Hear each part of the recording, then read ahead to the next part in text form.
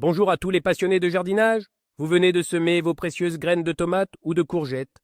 Vous avez préparé votre terreau avec amour, placé la petite graine. Et maintenant, quel est votre premier réflexe? Je parie que c'est de tasser gentiment la terre avec vos doigts, n'est-ce pas? Pour que la graine soit bien en contact avec le sol, pour qu'elle se sente en sécurité. On l'a tous fait, on nous a même souvent dit de le faire. Et si je vous disais que ce geste, que l'on croit bienveillant et utile, est en réalité l'une des pires erreurs que vous puissiez commettre, une erreur silencieuse, invisible, qui peut briser les fondations même de votre future plante? Dans cette vidéo, nous allons déconstruire ce grand mythe du jardinier. Je vais vous montrer, preuve à l'appui, pourquoi vous ne devriez plus jamais tasser la terre de vos semis, et surtout, ce qu'il faut faire à la place pour obtenir des plants au système racinaire incroyablement vigoureux. Restez bien jusqu'à la fin, car ce que vous allez apprendre aujourd'hui pourrait bien transformer complètement la réussite de votre potager. Avant de plonger dans le vif du sujet, comprenons pourquoi cette idée de tasser la terre est si répandue. L'intention de départ est logique. On se dit qu'en pressant le terreau, on élimine les poches d'air et on assure un contact parfait entre la graine et son milieu de culture. Un bon contact est synonyme d'une bonne hydratation, et donc d'une germination réussie. C'est une idée transmise de génération en génération de jardiniers.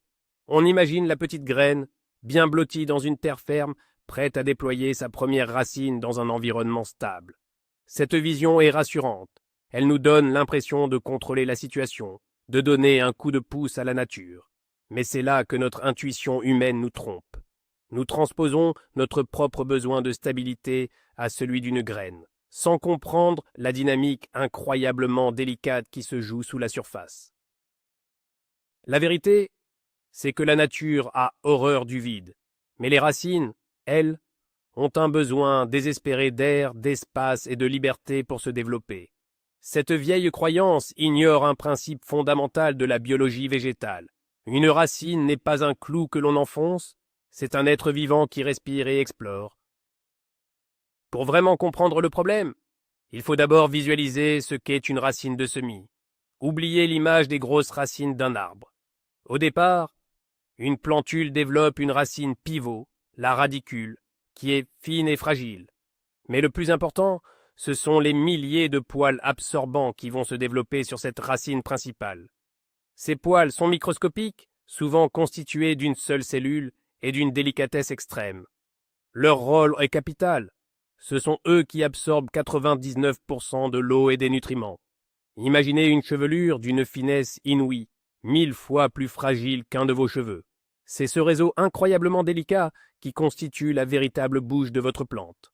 Le moindre choc, la moindre pression excessive peut les déchirer, les briser net. Lorsque vous tassez la terre, même gentiment, vous exercez une pression colossale à cette échelle microscopique. Vous écrasez littéralement ces structures vitales contre des particules de terreau plus dures. La plante se retrouve alors privée de sa capacité à se nourrir correctement dès les premiers instants de sa vie, créant un stress et un retard de croissance dont elle aura beaucoup de mal à se remettre. C'est une agression directe contre l'organe le plus essentiel à sa survie initiale. Attaquons-nous maintenant au mythe du bon contact. Est-il vraiment nécessaire de presser la terre pour que la graine s'hydrate? La réponse est un non catégorique. C'est une mauvaise compréhension d'un phénomène physique appelé la capillarité. L'eau ne monte pas vers la graine parce qu'on la pousse avec de la terre. Elle monte et se diffuse dans le terreau grâce aux forces de tension entre les molécules d'eau et les particules du sol. Un terreau de qualité, léger et aéré, agit comme une éponge parfaite. Il suffit de l'humidifier correctement, par exemple par le bas, et l'eau se répartira de manière homogène dans tout le volume du pot, enrobant naturellement la graine sans aucune aide mécanique. En réalité, en tassant le sol, vous détruisez cette structure d'éponge, vous rapprochez tellement les particules les unes des autres que vous cassez les petits canaux par lesquels l'eau est censée circuler librement. Le contact que vous créez est donc contre-productif. Il ne favorise pas l'hydratation, il la rend plus difficile et moins uniforme, tout en introduisant tous les autres problèmes que nous allons voir. La nature sait parfaitement comment gérer ce contact. Notre rôle n'est pas de forcer les choses, mais de fournir un environnement où les lois de la physique peuvent opérer en faveur de la plante. Le véritable ennemi que vous créez en tassant la terre, c'est le compactage du sol. Qu'est-ce que cela signifie concrètement? Un bon terreau pour semis est un mélange équilibré de matières organiques, de minéraux, d'eau et, c'est crucial, d'air. Ces poches d'air, appelées macropores, sont les poumons du sol. C'est là que l'oxygène circule. Lorsque vous pressez le terreau, vous chassez l'air de ces macropores. Vous réduisez le volume total du sol et augmentez sa densité. C'est comme si vous preniez une miche de pain bien aérée et que vous la compressiez en une petite boule dure et dense. Le résultat est un milieu hostile pour les racines. Elles ne sont plus dans un environnement léger et friable qu'elles peuvent explorer, mais dans un bloc de béton miniature. Chaque millimètre de croissance demande un effort énergétique démesuré à la plantule, une énergie qui ne sera donc pas allouée à la production de feuilles et à la photosynthèse. Vous forcez votre semis à courir un marathon avant même d'avoir appris à marcher. Ce compactage initial est souvent irréversible dans le petit volume d'un godet, et il va conditionner négativement toute la vie de la plante, même après son repiquage au jardin. Le compactage mène directement à un phénomène mortel pour les racines, l'asphyxie. Oui, les racines respirent. Elles ont besoin d'oxygène pour le processus de respiration cellulaire, qui leur permet de produire l'énergie nécessaire pour absorber l'eau et les nutriments, et bien sûr, pour grandir. Dans un sol compacté, les poches d'air ont été chassées et remplacées par de l'eau stagnante ou des particules de terre fine. La circulation de l'oxygène entre la surface et les racines est quasiment nulle. La racine se retrouve littéralement en apnée. Sans oxygène, ces cellules ne peuvent plus fonctionner. Elles cessent d'absorber les nutriments, même s'ils sont présents en abondance dans le sol.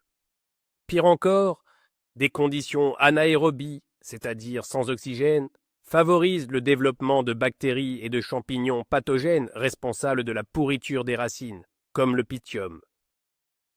Vous avez peut-être déjà vu des semis dont la base de la tige devient molle et noire avant de s'effondrer. C'est la fonte des semis, et elle est très souvent la conséquence directe d'un sol trop humide et pas assez aéré, un environnement que vous créez parfaitement en tassant la terre. Vous ne rendez pas service à votre plante, vous l'étouffez lentement. Au-delà de l'asphyxie, un sol compacté est une véritable barrière physique. La pointe de la racine, appelée la coiffe, est conçue pour naviguer dans le sol, mais elle a ses limites. Dans un terreau léger, elle se fraye un chemin facilement, en contournant les particules. Dans un sol tassé, chaque particule est un mur. La racine doit dépenser une énergie folle pour tenter de le percer. Face à cet obstacle, elle peut réagir de plusieurs manières, toutes négatives. Soit elle arrête tout simplement sa croissance en profondeur et commence à tourner en rond le long des parois du pot, créant ce qu'on appelle un chignon racinaire. Ce chignon est très mauvais pour la future reprise de la plante au jardin. Soit la racine va se déformer, se tordre ou même se casser dans ses efforts. Une racine déformée est une racine moins efficace. Vous forcez la plante à construire des fondations tordues et fragiles. C'est un peu comme construire une maison sur des pilotis en caoutchouc. Le développement de tout ce qui se trouve au-dessus, les tiges et les feuilles, sera directement impacté par la qualité de cette exploration souterraine. Un bon départ, c'est une racine qui peut plonger droit et vite, sans rencontrer d'obstacles. Parlons maintenant plus en détail du problème de l'eau. Un sol compacté gère très mal l'hydratation, et le premier problème est le drainage. L'arrosage est un cycle. On apporte de l'eau, la plante et le terreau en absorbent une partie, et l'excédent doit impérativement s'évacuer par les trous au fond du pot. Dans un sol tassé, les canaux d'évacuation sont bouchés. L'eau stagne. Le fond de votre godet se transforme en un marécage froid et sans oxygène. C'est le terrain de jeu idéal pour les maladies cryptogamiques, ces champignons qui provoquent la pourriture des racines. Les racines baignent en permanence dans une eau stagnante, ce qui est le moyen le plus sûr de les faire pourrir. Elles deviennent brunes, molles et cessent de fonctionner. À la surface, vous verrez votre plantule jaunir, avoir l'air de manquer d'eau, alors qu'en réalité, elle est en train de se noyer. C'est un paradoxe cruel pour le jardinier débutant qui, voyant sa plante flétrir, va avoir tendance à arroser encore plus, aggravant le problème jusqu'au point de non-retour. Un bon drainage est la clé, et le tassage est l'ennemi numéro 1 d'un bon drainage. Le second problème, lié à l'eau, est paradoxal. Un sol compacté peut aussi mal absorber l'eau. Quand le terreau tassé sèche, il peut devenir hydrophobe, c'est-à-dire qu'il repousse l'eau. Vous avez sûrement déjà vu ça. Vous arrosez et l'eau reste en surface pendant de longues secondes avant de finalement glisser sur les côtés, entre le bloc de terre et la paroi du pot, pour s'écouler directement par les trous de drainage sans jamais avoir réellement mouillé la motte. Vous pensez avoir arrosé, le dessous de votre pot est mouillé, mais le cœur de la motte, là où se trouvent les racines, est resté complètement sec. La plante souffre de la soif alors qu'elle est entourée d'un désert sec et dur comme de la brique. C'est un phénomène particulièrement visible avec les terreaux à base de tourbe, qui sont très difficiles à réhydrater une fois qu'ils ont séché en étant compactés. Pour obtenir un arrosage efficace, il faut que le sol ait une structure aérée qui permette à l'eau de s'infiltrer lentement et uniformément par capillarité, ce qui est tout le contraire de ce que produit le tassage. Sous la surface du sol, il se passe bien plus de choses que nous ne pouvons voir. Un terreau sain n'est pas un milieu inerte, c'est un écosystème vivant. Il abrite une vie microbienne intense, notamment des champignons bénéfiques appelés mycorhizes. Ces champignons forment une relation symbiotique avec les racines de la plante.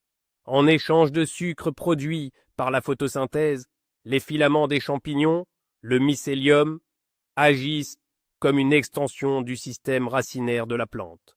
Ils explorent un volume de sol bien plus grand et sont beaucoup plus fins que les racines, ce qui leur permet d'aller chercher de l'eau et des nutriments, comme le phosphore, dans des endroits inaccessibles. Ce réseau est un véritable Internet du sol, qui nourrit et protège la plante. Or, ce réseau de filaments est encore plus fragile que les poils absorbants des racines. Le compactage du sol détruit physiquement ce réseau délicat, empêchant cette symbiose vitale de s'établir. En tassant la terre, vous isolez votre plante, vous la coupez de ses alliés naturels et la privez d'un avantage fondamental pour sa croissance et sa résistance aux maladies. Visualisons ensemble ce qui se passe concrètement lors de l'arrosage d'un pot dont la terre a été tassée. Vous arrivez avec votre arrosoir. L'eau tombe sur une surface dure et peu perméable. Au lieu de s'infiltrer doucement, elle a tendance à former des flaques à la surface. Si votre pot n'est pas parfaitement à niveau, l'eau va simplement couler d'un côté et s'échapper. Si elle parvient à pénétrer, elle va souvent créer un canal préférentiel, généralement le long de la paroi du pot, car le terreau compacté s'est légèrement rétracté en séchant. L'eau s'écoule donc directement vers le bas sans humidifier le centre de la motte. Le cycle se répète. Vous arrosez, mais seule une petite partie du substrat est réellement hydratée. Ensuite, lorsque ce sol compacté sèche, il se transforme en un bloc dur. La moindre petite racine qui avait réussi à pousser se retrouve prise dans un étau. Ce cycle d'arrosage inefficace et de séchage en bloc de béton est extrêmement stressant pour la jeune plante. Elle ne dispose jamais de conditions stables et optimales pour se développer. C'est un environnement de survie, pas un environnement de croissance. Tout ce stress physique a des conséquences invisibles mais bien réelles au niveau hormonal de la plante. Une plante n'est pas juste un objet qui pousse, c'est un organisme complexe qui réagit à son environnement. Quand ses racines rencontrent une résistance constante, quand elles manquent d'oxygène et quand l'accès à l'eau est irrégulier, la plante déclenche une réponse de stress. Elle commence à produire des hormones de stress, comme l'acide abscisique, qui vont ralentir, voire stopper sa croissance. C'est un mécanisme de défense. Face à des conditions difficiles, la plante se met en mode économie d'énergie pour survivre, plutôt qu'en mode croissance. Même si vous arrivez plus tard à améliorer les conditions, ce mauvais départ peut laisser des séquelles durables. La plante aura pris un retard qu'elle ne rattrapera peut-être jamais par rapport à un autre semis qui aura bénéficié de conditions optimales dès le début. Le début de la vie d'un plant est absolument critique. En tassant la terre, Vous envoyez un signal de détresse à votre plante dès le premier jour, lui disant que le monde dans lequel elle vient de naître est un endroit dur et inhospitalier. Alors, que faut-il faire? Si on ne doit pas tasser, comment s'assurer que la graine est bien couverte et que le terreau est en place? La bonne méthode est d'une simplicité déconcertante. Elle repose sur la confiance en la gravité et la physique de l'eau. Premièrement, remplissez votre godet de terreau sec et léger, sans le presser. Tapotez simplement le pot 1 ou 2 fois sur la table pour que le substrat se répartisse de lui-même. Ensuite, placez votre graine à la profondeur recommandée. Puis, au lieu de la recouvrir de terre et de tasser, prenez une passoire fine ou simplement vos doigts et saupoudrez une fine couche de terreau sur la graine, juste assez pour la couvrir. C'est tout. N'appuyez pas. Ne touchez plus. La dernière étape, et la plus importante, c'est l'arrosage. C'est l'eau qui va finir le travail.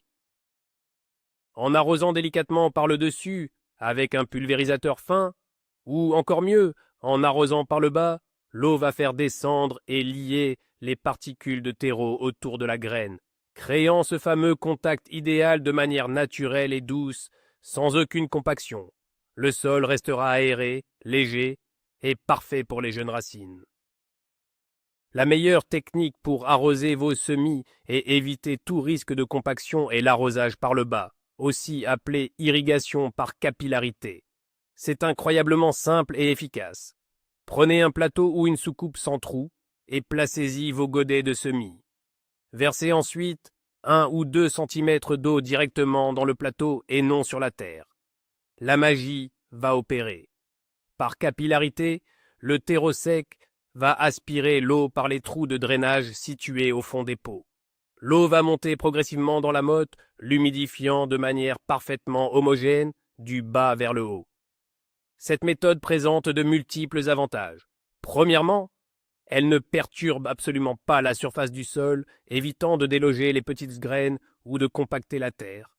Deuxièmement, elle garantit que toute la motte est bien humide, pas seulement la surface.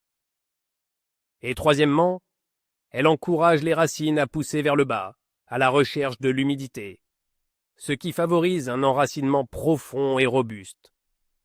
Laissez les pots tremper jusqu'à ce que la surface du terreau devienne humide au toucher, puis retirez-les du plateau et laissez l'excédent d'eau s'écouler. C'est la méthode royale pour des semis heureux. Bien sûr, la meilleure technique du monde ne sauvera pas un mauvais substrat. Le choix de votre terreau est fondamental. Vous devez rechercher un terreau étiqueté spécial semis et bouturage. Ces mélanges sont spécifiquement conçus pour être très fins, légers et bien drainants. Leur composition inclut souvent des éléments qui favorisent l'aération et empêchent le compactage. Cherchez des ingrédients comme la perlite, ces petites billes blanches volcaniques qui créent des poches d'air permanentes. La vermiculite est aussi excellente. Elle retient l'eau et les nutriments, tout en gardant le sol aéré. La fibre de coco est une autre alternative fantastique, car elle a une grande capacité de rétention d'eau tout en restant très légère et résistante à la compaction. Évitez à tout prix d'utiliser de la terre de jardin pure pour vos semis. Elle est beaucoup trop lourde, dense et contient souvent des pathogènes.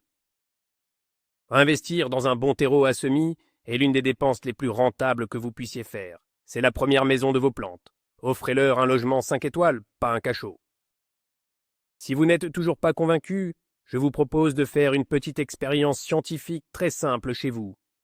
Prenez 2 godets identiques et remplissez-les avec le même terreau à semis. Dans chaque pot, semez une graine de la même variété, par exemple du basilic ou un haricot qui germe vite. Sur le premier pot, écrivez « tasser ». Après avoir semé la graine, tassez la terre avec vos doigts, comme vous aviez peut-être l'habitude de le faire. Sur le second pot, écrivez « non tasser ». Semez la graine et couvrez-la simplement d'une fine couche de terreau sans appuyer. Ensuite, cultivez ces 2 pots exactement de la même manière. Même lumière, même température, même arrosage, de préférence par le bas pour ne pas fausser l'expérience. Observez la vitesse de germination, puis la croissance des plantules. Après 3 ou 4 semaines vient le moment de vérité. Démoulez délicatement les 2 mottes.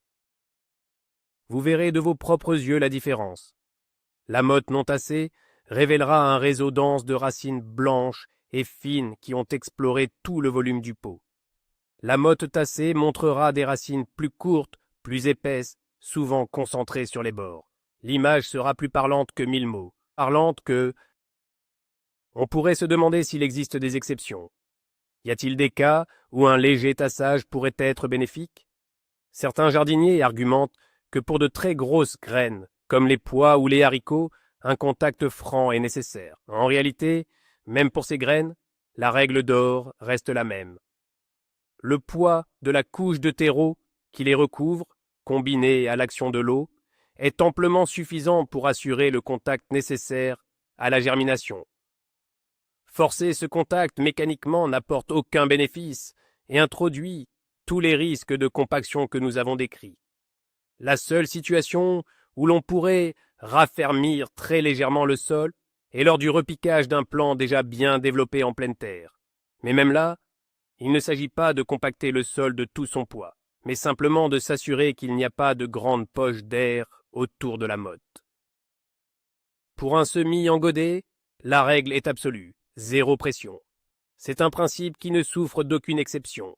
Toute tentative de micro-gestion du contact terre-graine par la pression est une porte ouverte à des problèmes bien plus graves. Faites confiance au processus naturel. L'impact de cette erreur ne s'arrête pas au stade du semis. Il a des répercussions directes et graves au moment du repiquage. Imaginez 2 plants de tomates prêts à être mis en terre. Le premier a grandi dans un sol aéré. Son système racinaire est abondant, fibreux, et a colonisé toute la motte.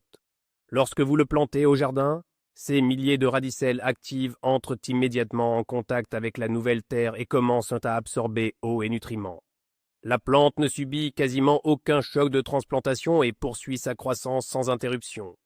Le second plant a grandi dans un sol tassé. Son système racinaire est pauvre, enroulé sur lui-même et faible. Au moment du repiquage, ses racines, peu nombreuses et stressées, ont beaucoup de mal à s'adapter et à explorer le nouveau sol. La plante va stagner pendant 1 voire 2 semaines. Ce choc de transplantation est une période de grande vulnérabilité où elle est plus sensible aux maladies et aux ravageurs. Un bon départ en godet, avec un système racinaire sain, est la meilleure assurance pour une reprise rapide et vigoureuse au jardin.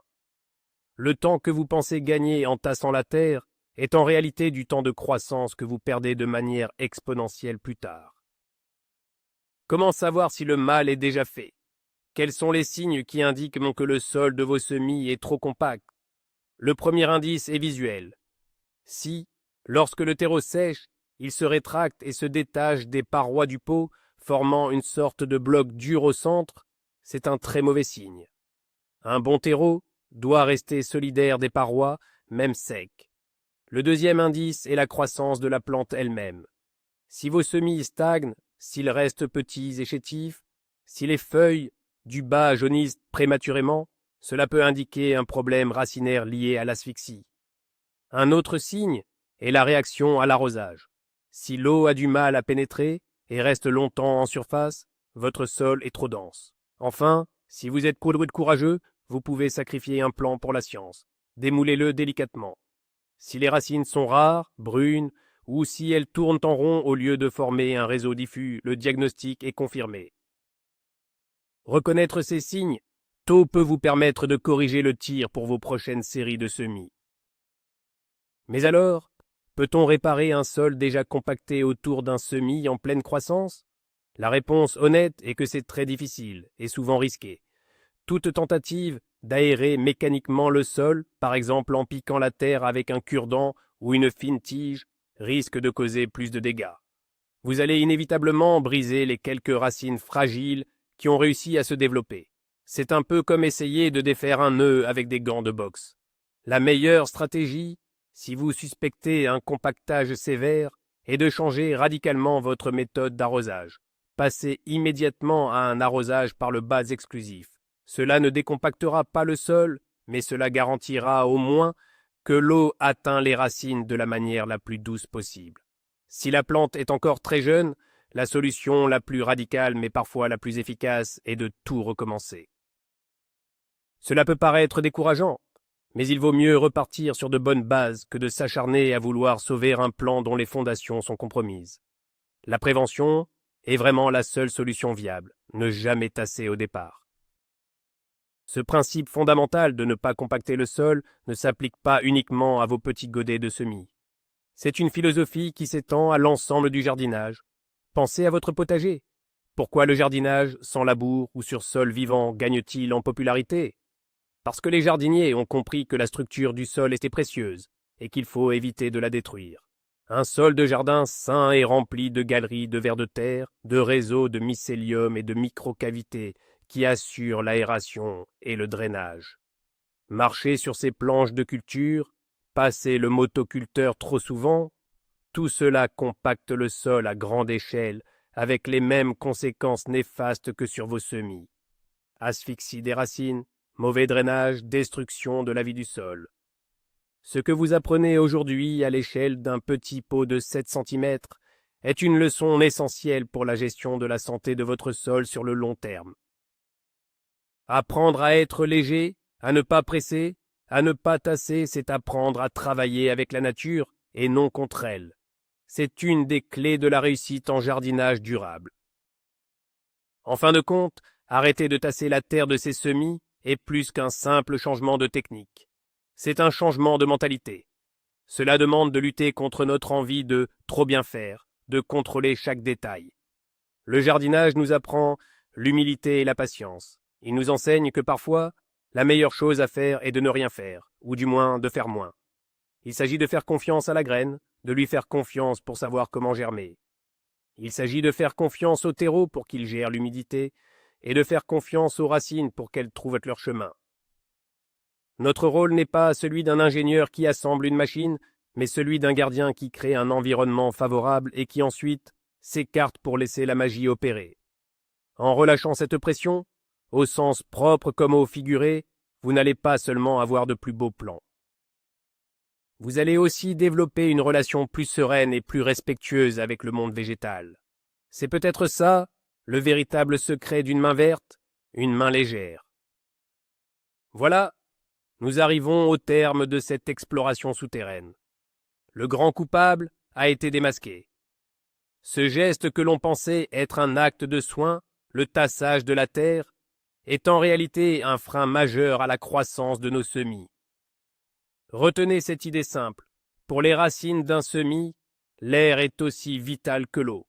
En compactant le sol, vous leur volez cet air précieux, vous brisez leurs fondations fragiles et vous les condamnez à un départ difficile dans la vie.